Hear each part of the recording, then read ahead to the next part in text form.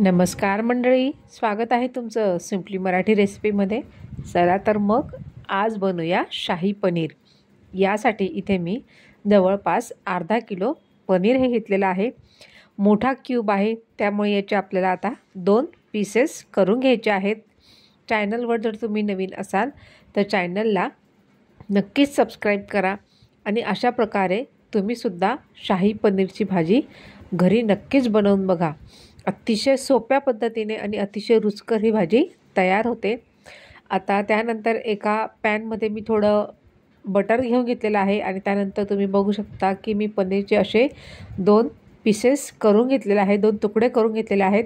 त्यानंतर यावरती टाकून घ्यायचे आहे लाल तिखट आणि त्यानंतर थोडं हळद आहे आणि त्यानंतर चवीनुसार थोडं मीठ टाकून घ्यायचं आहे, अगदी थोडंच टाकायचं आहे।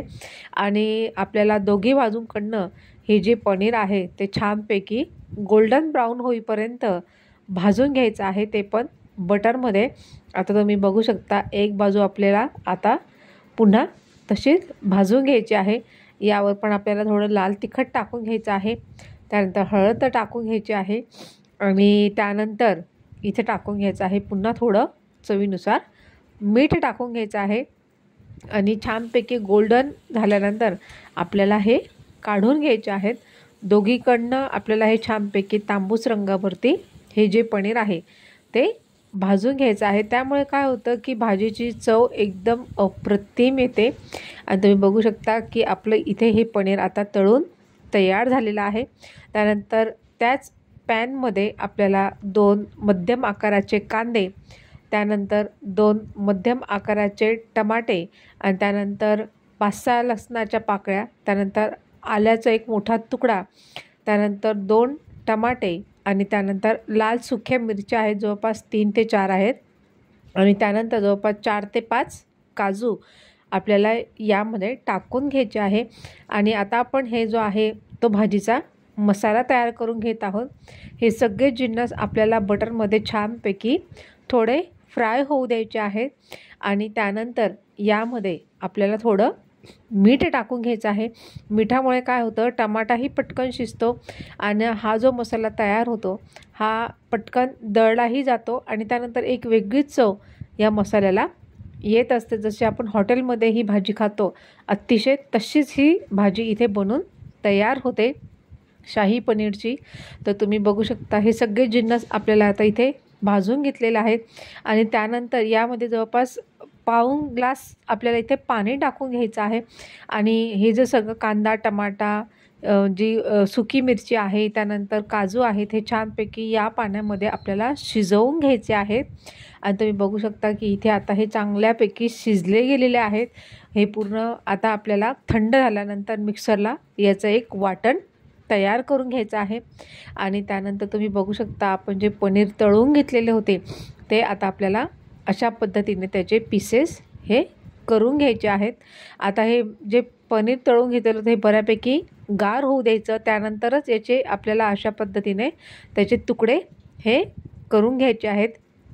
कारण की ज्यावेळेस हे पनीर गरम असतं त्यावेळेस याचे तुकडे आपल्याला नीट करता येत नाही, त्याचे तुकडे पडायला करतात। तर अशा पद्धतीने तुम्ही बघू शकता किती सुंदर आपले हे पनीरचे तुकडे इथे तयार आहेत। आणि इथे मी सगळं पनीर आहे त्याचे हे अशा पद्धतीने त्याचे पीसेस इथे करून घेतलेले आहेत। त्यानंतर आपला मसालासुद्धा इथे वाटून तयार झालेला आहे। त्यानंतर पुन्हा त्याच पॅनमध्ये मी जवळपास अर्धा बटर आणि अर्ध्या तेलाचा इथे वापर केलेला आहे। तुम्ही ही भाजी पूर्ण बटरमध्ये पण तयार करू शकता किंवा पूर्ण तेलामध्ये सुद्धा ही तयार करू शकता। त्यानंतर आपला जो मसाला आहे वाटून घेतलेला तो आता आपल्याला यामध्ये तेल सुटेपर्यंत परतवून घ्यायचा आहे।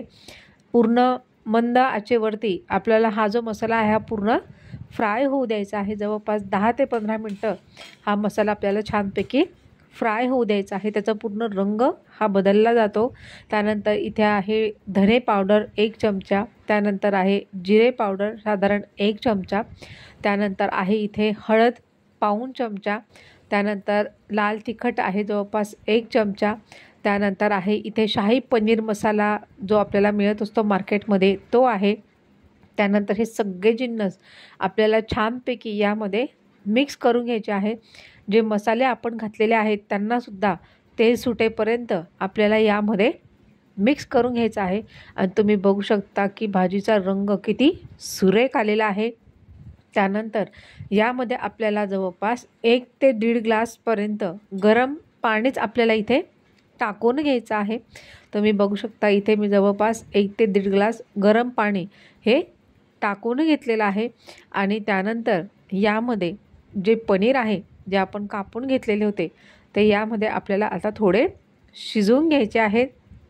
ओव्हर कुक करायचे नाही आहेत.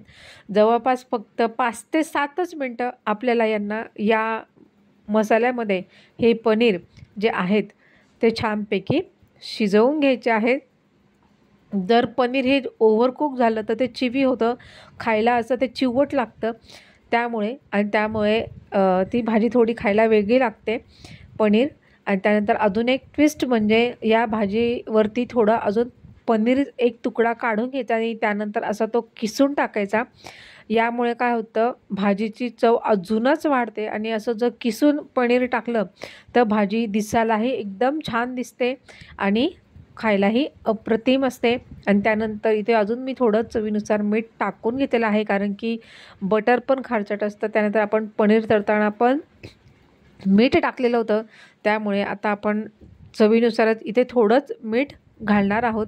त्यानंतर तुम्ही बघू शकता आपली भाजी इथे जवळपास आता तयार झालेली आहे. चला तर मग रेसिपी जर तुम्हाला आवडली असेल तर चॅनलला नक्कीच लाईक करा, शेअर करा, कमेंट्स करा. आणि हो, तुमच्या सर्वांच्या आशीर्वादाने आपल्या चॅनलवरती 1000 सबस्क्रायबर देखील पूर्ण झालेले आहेत. त्याबद्दल सर्वांचे मनपूर्वक धन्यवाद. आणि एखाद रविवारी तुम्हीसुद्धा असा प्लॅन नक्कीच बनवून बघा. आणि ही भाजी जेव्हा तुम्ही बनवाल तेव्हा तुम्हीसुद्धा म्हणाल किंवा हॉटेलपेक्षाही अतिशय सुंदर झालेली आहे. व्हिडिओ बघितल्याबद्दल धन्यवाद.